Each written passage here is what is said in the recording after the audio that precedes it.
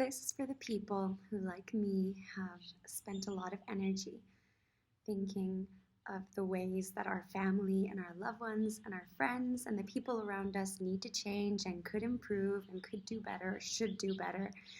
So I was remembering this morning, and I have loved Everest Asher's work, because what it has brought me is a refocusing to working on myself. And as I've done this, it impacts everything around me. This includes my family, this includes all my loved ones and everyone around. The thing is, it doesn't improve it by me going and doing anything to tweak who or how they are. It's entirely focused on me. How does this work? It's just as simple as changing a lens. When I've already worked with myself and accepted every time that I see something outside of me that I'm not liking, that it is a reflection of something going on within me that I also am not loving, then it gives me the responsibility to work on that. And let me say that again. So if I'm seeing something outside of me which I don't love, which I'm not liking, it is an example to me. It is an opportunity to look inside and see what thing pertaining to this subject is there for me to look at in myself. Once I start looking at myself and I'm like, oh wow, there is something there to change, then several things happen. One, the thing changes. I change the pattern and suddenly I'm seeing different results. Or maybe it's that I try to change or to do better, to improve, or to stop doing whatever thing, and I find myself with challenges. I find difficulties. And what happens there is I develop understanding and compassion. Suddenly, when I'm expecting someone else to change or do different or thinking that they should, I remember, oh, I've tried this. Oh, I've been there. And I remember that it was difficult.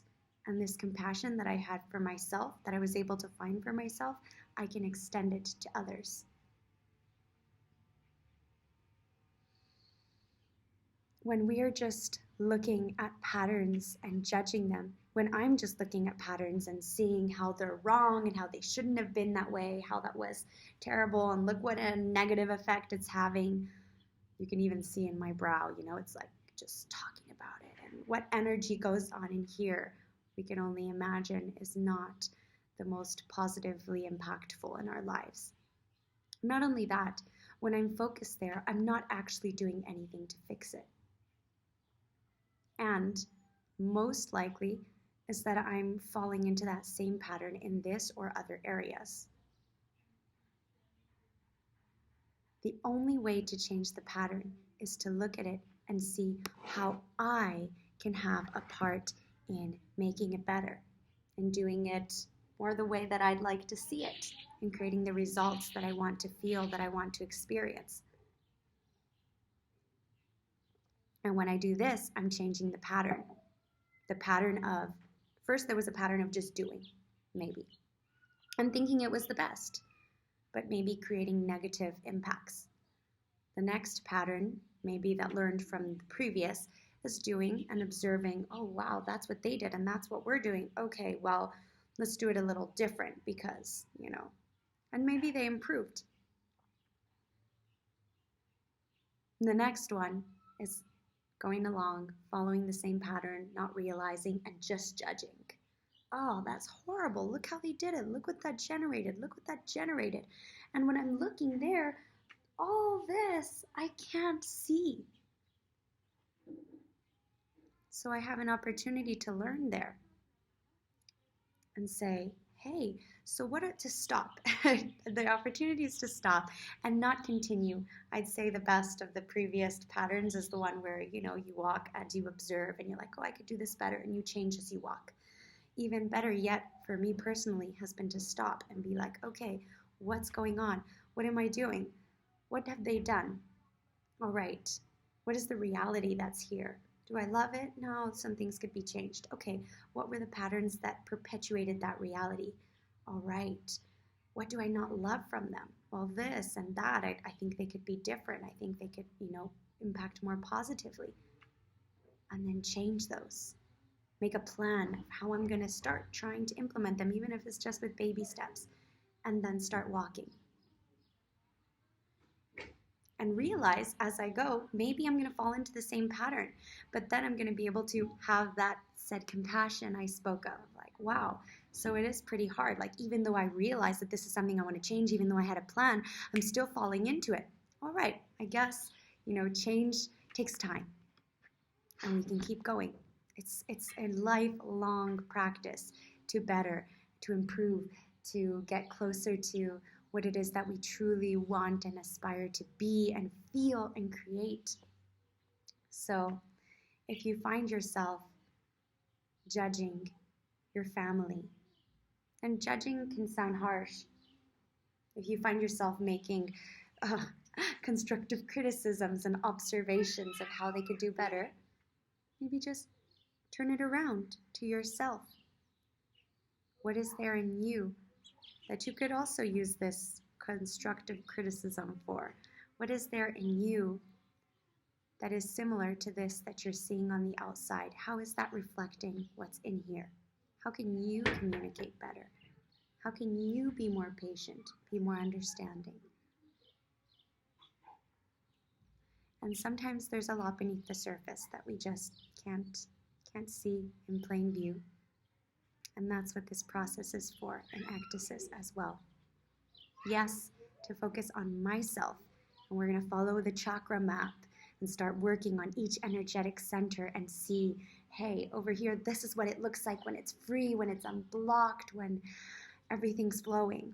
And we're going to realize, oh my goodness, wow, I'm flowing in that chakra. Wow, and it's going to feel great. You're going to be able to pat yourself on the back. And maybe you'll realize, wow, in this aspect, like, I'd like to feel that, but I don't. And there comes in the next part that we're going to explore, which is how it looks like when it's blocked. And we're all going to notice, oh my goodness, yep, that's me. That chakra's a little blocked for me. Yeah, in that area, I have a hard time letting my voice be heard. I have a hard time speaking with conviction. I have a hard time asking for what I need.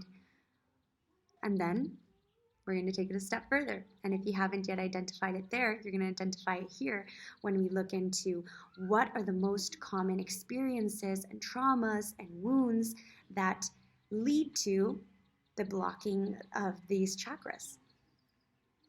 And then you realize, wow, yes, I hadn't realized, but that actually was me. Like, I wasn't allowed to speak up when I was a kid. I was told, like, not to cry, stop crying, stop crying. Boys don't cry, or stop crying, it's okay, you don't need to cry. Whatever that meant for you, whatever story you learned from there, we're just going to start deciphering, understanding, more than understanding, realizing that we can just have compassion for ourselves, realizing that we are doing the best that we can, and your family, your loved ones, they are doing the best that they can, and they can always do better. That's true. But today we're going to focus on you. Because as we do that, as I've done that, now I come into this space where I could have come in years before of visiting my family, and all the judgments that come up, like before they were really toxic, they caused separation. They caused me angst and yeah, a lot of unnecessary clashing and separation. And today I observe and then I reflect back on myself, and then I thank, and I'm able to just sit in this humility of, okay, you know what? You're right. I'm not perfect. They have something to teach me. And I can just have peace and love them and remember my own process and where I was and how long it's taken me to get here and how long there still is for me to go.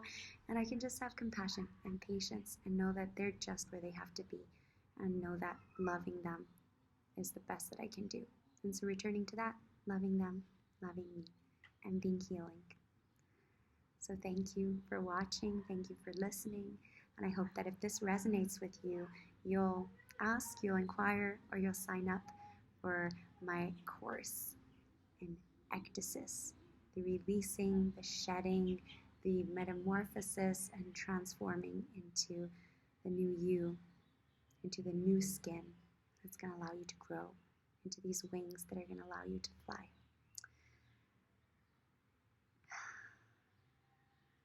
I'm sending so much love your way. You're doing an incredible job, and thank you. And I hope you can thank yourself for all that you've overcome and all that you've embraced